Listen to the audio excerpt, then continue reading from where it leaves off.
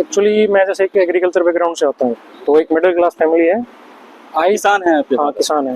मैंने कभी topper stock नहीं देखे, क्योंकि कई बार क्या होता है कि आप बार बार जब देखते हो तो आपकी स्ट्रेटेजी में थोड़ा चेंज होता है, क्योंकि आप सोचते हो कि यार ये ऐसे कर रहा है तो मैं ऐसे कर लेता हूँ। तो फैमिली का काफी सपोर्ट रहा है। इवन आज भी फैमिली वाले बोल रहे थे कि डरना नहीं है, जो होगा देखा जाएगा, अगली बार हो जाएगा, कोई नहीं है। क्योंकि मैं नर्वस था, मैं लाइफ में पहले इंटरव्यू नहीं दिया है। सर बेस्ट प्रैक्टिस है PYQs। आप अगर लास्ट 10 ईयर की एक कंप्रीहेंशन सोल्व कर रहे हो। कैसा इंटरव्यू रहा? आप किस तरह सवाल पूछे गए थे? सर मेरी ओपिनियन में आई वुड से कि एवरेज से थोड़ा ऊपर था, ठीक था। जो पूछा गया था मैं बता पाया था, कुछ क्वेश्चन को छोड़ के। एंड जिसको मैं नहीं बता पाया था उसमें मैंने सॉरी बोले थे कि sorry sir, I am not able to recall it. और when compare with the mocks, compare में मोस्टली फैक्चुअल बेस्ड क्वेश्चन होते हैं, बट यहाँ पे टोटली ही रैंडम था। Sir started with telling about 10 different things of India that you like. So the first thing I said about the UPSC itself, so they were very impressed. So they said that you are going to get at least basic marks. And then they talk about the Delhi University, the fest that system is going on in Delhi. Then they talk about the Delhi Ridge, the tree felling that is happening in Delhi Ridge. So why people are protesting, why Supreme Court has to come. And then they asked about the landfills. Then they asked about the Canada-India relationship, how they are affecting and what happened exactly. And they also asked about the different kind of passports that India have, like white, maroon and blue. And then they asked about the solid waste management system. And lady member asked some few questions. One was about the Gurugram, that some people are leaving the area and selling their properties to the real estate to get benefits. So how it is impacting the children and their family. So like I told them, gaining income by shortcuts, so it impacts their future. So they can think that they are going to get money easily. I'm only able to recall these kind of questions. So What are those questions which you have not replied? Means, totally random. okay. So I am now coming on your basic. What was your subject in graduation as well as in optional? I have done BSc Mathematics honors from the Hansraj College, so my optional was mathematics also. You are from he's the only candidate who is from mathematics, and ये जो attempt है, which attempt is this? This is my second attempt, second mains and first PT. What happened in your first attempt? What do you realize after that, and how you analyze to prepare yourself after seeing your failures in first attempt? In first attempt, I missed the interview call by 25 marks. Oh, Because through mains. yes, I won through maths. I couldn't do well in my mathematics. I only scored 200 marks in mathematics. Otherwise, my score was 716 in mains, as I come from the general category, so I couldn't qualify. So I focused on mathematics, as I had focused on the GS part earlier. And this time I think that I have done well in the mathematics, that's why I got the call. Let's see what happens next.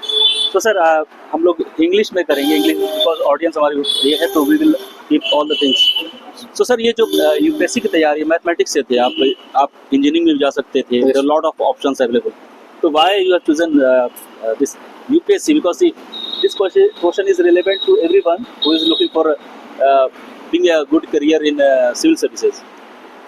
Actually मैं जैसे कि agriculture background से आता हूँ, तो एक middle class family है। किसान है आपके? हाँ, किसान है। तो मैंने सोचा कि सिविल सर्विसेज एक इजी पाथ हो सकता है by going to somewhere else. और बीएससी मैथमेटिक्स केवल 3 साल की होती है, तो टाइम भी काफ़ी ठीक है और आप प्रिपेयर भी कर सकते हो when you are in Delhi University. So these were the reason, so that I can, मतलब मैं मेरी फैमिली की ट्रेजेक्ट्री चेंज कर पाऊँ कि आगे आने वाली जनरेशन और कुछ सोच सकें। बहुत बढ़िया। एक किसान का बेटा जो सोचता है सिविल सर्विसेज करने की, और next in his second attempt UPSC के इंटरव्यू तक पहुंच जाते हैं, लास्ट में मेंस तक भी रहते हैं। सब मेरी विशेष आपके साथ हैं। कैसा फैमिली का सपोर्ट रहा, कैसे कैसे आप आगे बढ़े, अगर हम प्रिपरेशन पॉइंट ऑफ व्यू से बात करेंगे? एक्चुअली मैंने प्रिपरेशन कोविड टाइम में स्टार्ट करी थी। तो मेरे 2 साल कॉलेज के कोविड टाइम में थे, ऑनलाइन ही थे, तो मैं घर पे ही रहता था। पहले मेरा प्लान था कि मैं फाइनल ईयर में करूँ, बट कोविड के कारण मैंने स्टार्ट कर दी थी उस टाइम में। तो फैमिली का काफ़ी सपोर्ट रहा है। इवन आज भी फैमिली वाले बोल रहे थे कि डरना नहीं है, जो होगा देखा जाएगा, अगली बार हो जाएगा, कोई नहीं है। क्योंकि मैं नर्वस था, मैं लाइफ में पहले इंटरव्यू नहीं दिया है, तो फैमिली और अंकल ने काफ़ी सपोर्ट करा है। बट ये सर ना कि पहले अटेम्प्ट भी आप मेंस तक पहुंच जाते हैं, इवन इंटरव्यू के लिए भी गए थे, राइट? और दूसरा अटेम्प्ट, मतलब आपने प्रिपरेशन तो अच्छी से की होगी, मतलब क्या था आपका मैकेनिज्म, तैयारी करने का क्या स्टाइल था? What you have done differently during your preparation? देखो, मैं 2021 से स्टार्ट किया था और मेरा फर्स्ट अटेम्प्ट था 2023 में। So we can say there 3 years, मतलब 3 साल का गैप है। तो 3 साल में आप काफ़ी कुछ प्रिपेयर कर सकते हो। तो कैसे प्रिपेयर कर सकते हैं, क्या कैसे कर सकते हैं? मेरी स्ट्रेटेजी उनके लिए नहीं है जो केवल 1 साल की तैयारी करेंगे, एक्चुअली ये लॉन्ग टर्म थी। तो मैं जैसे जो भी बेसिक चीज़ें मैंने कुछ नया नहीं पढ़ा, जो भी टॉपर्स बताते थे मैं उनकी बुक्स देखता था, फॉलो करता था। मैंने ज़्यादा सोर्सेज के पीछे भागा भी नहीं। ओल्ड राजेंद्र नगर में मैंने शायद कभी कोई बुक खरीदी होगी। अगर मेरे को कुछ पढ़ना है या मेरे को कुछ लेना तो मैं ऑनलाइन ही ऑर्डर करता था, ताकि मैं डिफरेंट सोर्सेज को देखूँ भी ना और मेरे को फोमो भी ना हो कि भाई मैं ये मिस कर रहा हूँ, बाकी लोग ये पढ़ रहे हैं। Second thing, newspaper like current affair crucial है to be aware about your, because आप यूपीएससी की तैयारी कर रहे हो तो आपको पता भी होना चाहिए। बिल्कुल। तो मैं न्यूज़पेपर पढ़ता था, बट नॉट कि मैं नोट्स बनाऊँ उससे। तो मैं विजन की जो मैगजीन आती थी मंथली उसको ही फॉलो करता था, अच्छे से फॉलो करता था। उसमें जो जो भी टॉपिक्स होते थे उसको 360 डिग्री एंगल से देखता था। लेट्स से कि कोई भी क्वाड है इंटरनेशनल रिलेशन में, तो मतलब इसको मैं ऐसे देखूंगा कि भाई सारी चीज़ें कवर हो रही हैं। पीवाईक्यू में कुछ पूछा है तो मेरा बेस बहुत रहता था पीवाईक्यूज का। प्रीलिम्स के मैंने पीवाईक्यू लास्ट 10 ईयर्स से किए थे, लगभग मैं 15 से ज़्यादा बार कर चुका हूँ पीवाईक्यू। क्योंकि पीवाईक्यू से क्या होता है कि आपको पता लगता है कि यूपीएससी कैसी स्टेटमेंट्स बना रहा है। बाकी एग्जाम से आप कंपेयर करोगे तो स्टेटमेंट्स आर टोटली डिफरेंट। तो अगर आप ये चीज़ चेक कर पाते हो और आप बाकी सोर्सेज के पीछे नहीं भागते हो तो आई थिंक आप क्लियर कर सकते हो। तो आपको ज़्यादा सोर्सेज के पीछे नहीं भागना है। जो भी अगर आप कोचिंग कर रहे हो या खुद से पढ़ रहे हो बस वो ही करते रहो, बार बार revision is the key in my opinion. Sir एक चीज़ मुझे अलग लग रही है, जो वैसे तो सभी एस्पिरेंट करते हैं इसको, लेकिन आपने रिसोर्सेज किताबें खरीदनी सारे ऑनलाइन आपने किया, बट एक चीज़ टॉपर्स के वीडियो आपने देखे, टॉपर्स के वीडियो देखे, टॉपर्स के नोट्स जो होंगे वो भी आपने देखा होगा। तो टॉपर्स की वीडियो देख के किस तरह से आपने चीज़ों, एक होता नहीं कि 10 टॉपर्स की वीडियो देखी, उसमें से जो जो बेस्ट इंग्रेडिएंट्स पॉइंट्स है उसको एक डायरी में मेंटेन किया, फिर उसके हिसाब से अपने रोड मैप बनाए। कुछ ऐसा किया था या फिर कैसे किया था आपने? टॉपर्स के जो इंटरव्यूज है वो कैसे आपकी हेल्प की प्रिपरेशन में?